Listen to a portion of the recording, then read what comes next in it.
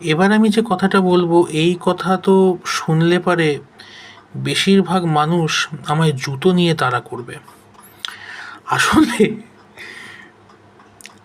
যে কোনো মেয়েদের স্কুলে একজন ব্যক্তির ছবি অবশ্যই রাখা উচিত দেওয়ালে টাঙিয়ে। তার নাম হচ্ছে লর্ড উইলিয়াম বেন্টিঙ্ক। এই লর্ড উইলিয়াম বেন্টিঙ্ক ছিলেন ভারতবর্ষের গভর্নর জেনারেল 1828 থেকে 1835 খ্রিস্টাব্দ পর্যন্ত। আসলে এই লর্ড উইলিয়াম বেন্টিঙ্ক প্রথম যাকে বলে এই নারীদের শিক্ষা ব্যবস্থার জন্য উনি কিন্তু একটা ধনাত্মক পদক্ষেপ নিয়েছিলেন। তার সাথে অবশ্যই রাজা রামমোহন রায়ের একটা অবদান ছিল, এবং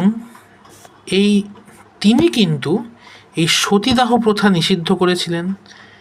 তার কারণ তখনকার দিনে মেয়েদেরকে ভুলিয়ে ভালিয়ে স্বামীর চিতার আগুনের মধ্যে ফেলে দেওয়া হতো। অত্যন্ত ঘৃণ্য অপরাধ তখনকার দিনে মানুষেরা করত। উনি এটা কিন্তু নিষিদ্ধ করেছিলেন আইন করে, এবং মেয়েদের শিক্ষার জন্য উনি কিন্তু যথেষ্ট উন্নতি করেছিলেন।